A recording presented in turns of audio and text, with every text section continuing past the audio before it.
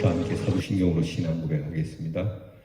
전능하사 천지를 만드신 하나님 아버지를 내가 믿사오며 그 외아들 우리 주 예수 그리스도를 믿사오니 이는 성령으로 잉태하사 동정녀 마리아에게 나시고 본디오 빌라도에게 고난을 받으사 십자가에 못 박혀 죽으시고 장사한 지 사흘 만에 죽은 자 가운데서 다시 살아나시며 하늘에 오르사 전능하신 하나님 우편에 앉아 계시다가 저리로서 산 자와 죽은 자를 심판하러 오시리라.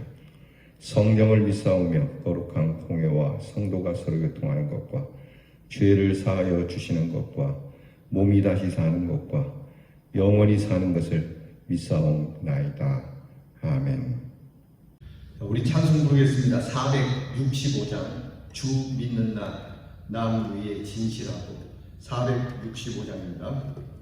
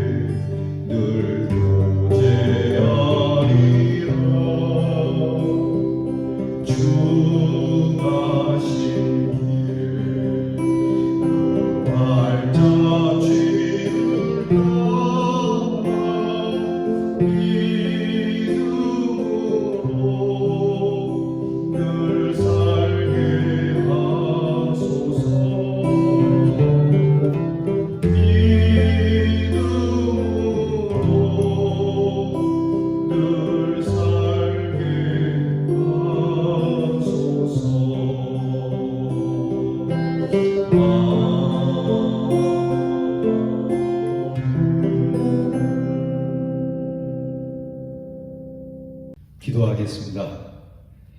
하나님 감사합니다. 저희가 주님 앞에 나와 예배드리며 오늘도 말과 행실과 사랑과 믿음의 정절을 갖고자 믿는 자에게 본이 되고자 주님 앞에 엎드립니다. 우리는 늘 부족하고 연약한 것을 압니다. 정직하지도 못하고 정결하지도 못하며 나약해서 이 세상 환난 당하면 쉽게 무너지고 넘어지는 자입니다. 그러기에 이 시간 주님 앞에 우리의 연약한 손을 내미오니 저희의 손을 주님 굳게 잡아주셔서 주님 담대하게 이 세상 속에 믿음으로 승리할 수 있도록 이끌어 주시옵소서. 연약한 걸 알기에 온유 겸손하게 하시고 부족한 것을 알기에 더 뜨거운 마음으로 섬기며 기쁘게 살아가는 하나님의 사람이 되게 해 주옵소서. 늘 바쁠지라도 주님 앞에 엎드려 기도하기를 간구하고 늘 주님과 함께 교제하기를 잊지 않으며 주님이 가신 십자가의 그 발자취를 따라 믿음으로 살아가게 하여 주시고 주님이 우리에게 주시는 소망 가운데 승리하는 주님의 자녀들이 되게 해 주시옵소서. 하나님 아버지, 우리의 사랑하는 성도들의 삶의 형편을 지키시고 계속되는 질병 속에서도 건강하게 하시고 질병으로 인하여 모든 것이 힘들어지고 어려워졌어도 우리가 살아갈 수 있는 길을 열어주시며 우리의 비어져가는 창고가 하나님의 은혜로 채워지는 역사를 보게 해 주시옵소서. 하나님 아버지, 우리 사랑하는 성도들의 가정을 지키시고 이제 곧 명절이 닥침에 명절에 모였을 때에 우리의 믿음이 사랑하는 우리의 가족들을 훈훈하게 하며 우리 하나님의 귀한 말씀이 우리의 가문을 복되게 하는 은혜로운 명절이 되도록 준비하게 하여 주시옵소서. 음식을 준비할 때 사랑을 준비하게 하시고 사랑하는 귀한 가족들을 맞을 때에 주님을 맞는 것과 같은 귀한 은혜를 주시며 혹여라도 만날 수 없는 형편에 있는 우리의 형제와 자매들을 위하여 성령의 교통하심이 있도록 기도하는 저희들이 되게 해 주시옵소서. 홀로 이 명절을 보내게 되는 우리의 성도들이 미리 외로워하지 말게 하시고 홀로 있어도 주님이 함께 계심을 믿고 넉넉하고 풍성하고 은혜롭고 따뜻하며 여유가 넘치는 우리의 성도들이 되게 해 주옵소서. 빈 집을 서운하게 생각하지 말게 하시고 내 살아가는 곳이 비었을 때에 찬송으로 채우고 찬송을 부를 때에 하나님의 영광이 가정에 가득한 은혜를 우리 모든 성도들에게 부어 주시옵소서. 우리의 자녀들을 위하여 기도하오니 지혜와 총명으로 우리의 자녀들이 영화롭게 하시고 공부하는 자녀에게 그 길을 여셔서 하나님께서 좋은 것으로 나눌 수 있는 선한 자녀들이 되게 해주시며 나라의 일로 수고하는 자녀들에게 건강함과 평안함과 안전을 주시고 멀리와 객지에 나가 있는 우리의 자녀들이 하나님의 위로하심으로 살아가게 해 주시옵소서. 귀한 날을 주신 우리 하나님께 감사드리며 예수님 이름으로 기도하옵나이다. 아멘. 오늘 우리가 함께 나눌 묵상의 말씀은 잠언 6장 1절부터 5절 말씀입니다. 잠언 6장 1절로 5절 말씀, 저와 함께 이 말씀을 찾아 열어 같이 봉독하겠습니다.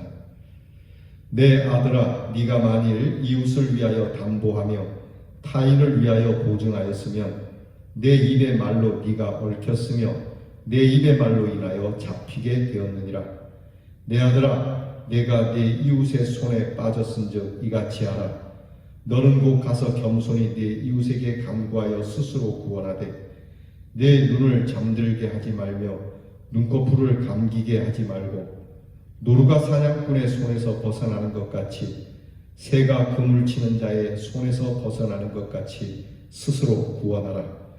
게으른 자여, 개미에게 가서 그가 하는 것을 보고 지혜를 얻으라. 아멘.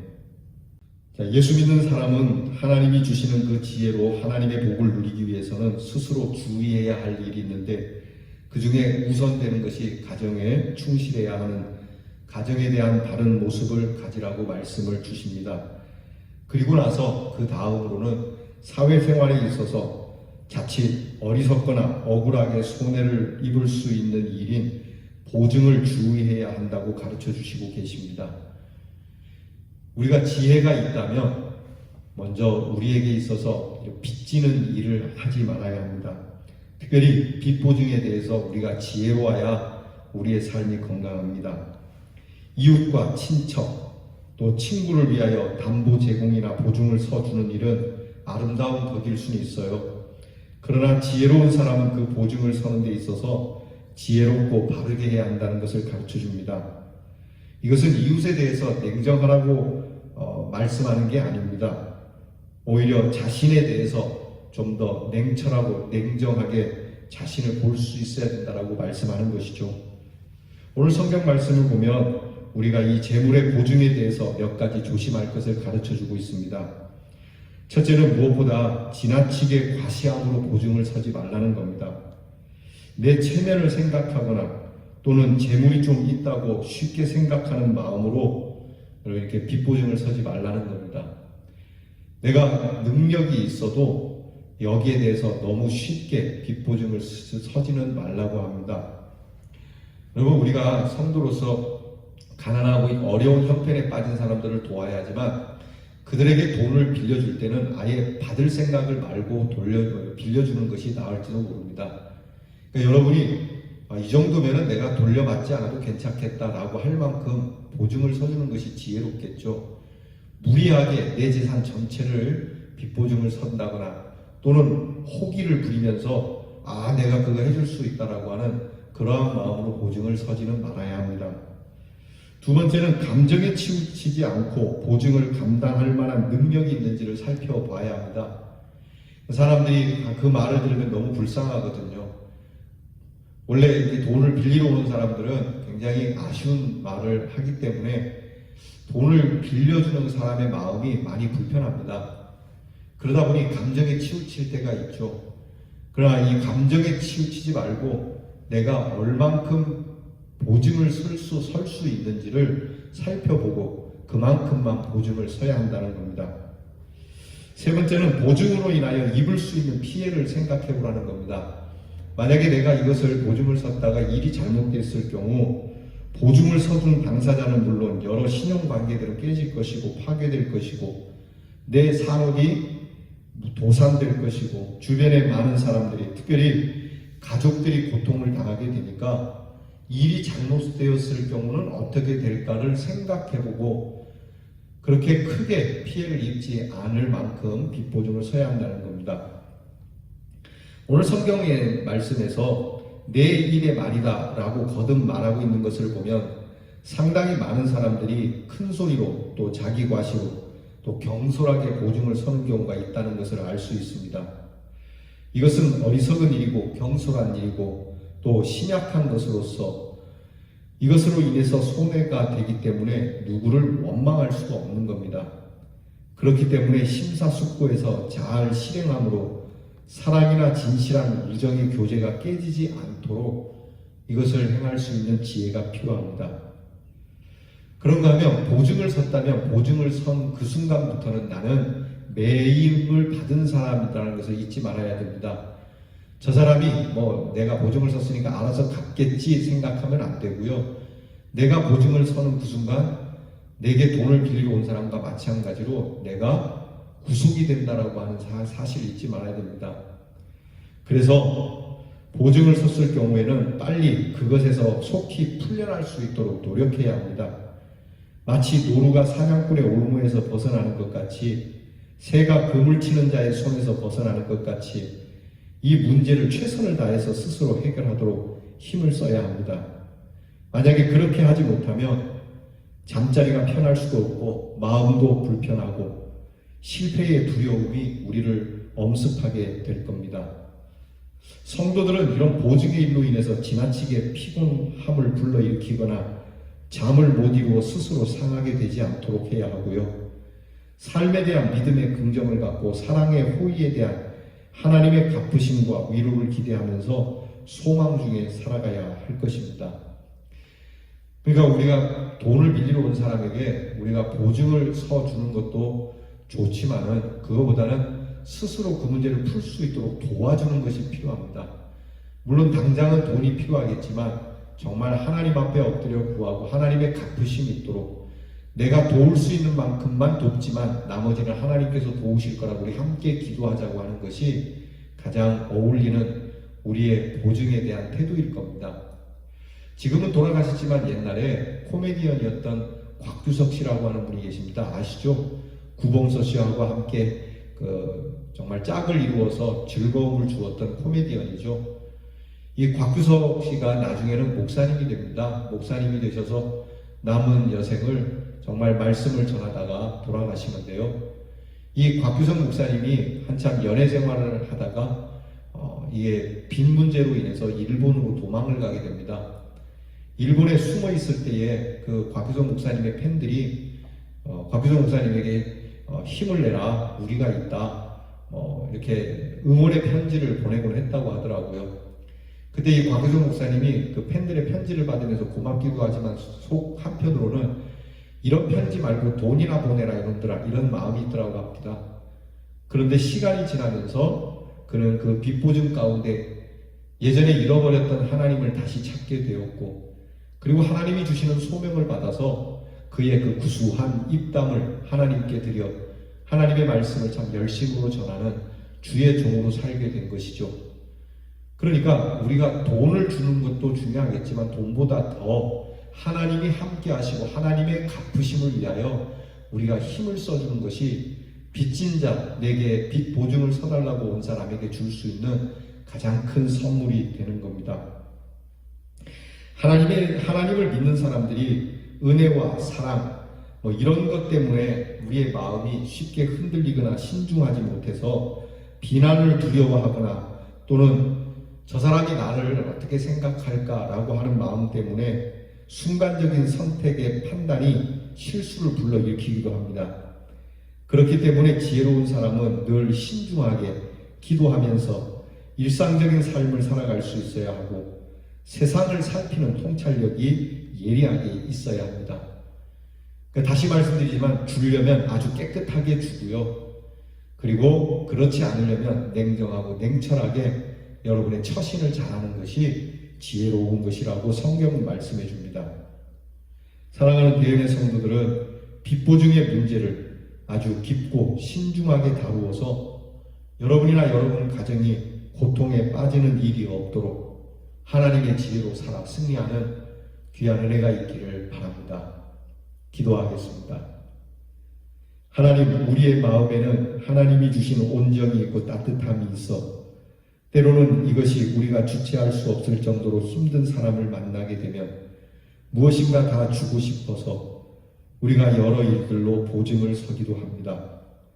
하지만 오늘 성경 말씀이 이것은 또 하나의 큰 문제를 불러일으킬 수 있기 때문에 이 문제를 지혜롭게 대처하라고 하시니 우리가 누군가를 도울 때 주님의 마음으로 정성을 다하여 돕되 내가 할 수 있는 것과 내가 할 수 없는 것을 분별하여 내가 할 수 있는 분량은 힘써하되 내가 할 수 없는 분량까지 넘어서는 오만함으로 보증을 서는 일이 없게 해 주시고 우리의 성도들이 혹 보증으로 인하여 고통스러운 가운데 있다면 하나님께서 도우셔서 하나님 이 문제로부터 벗어나게 하시고 자유하도록 도와주시옵소서.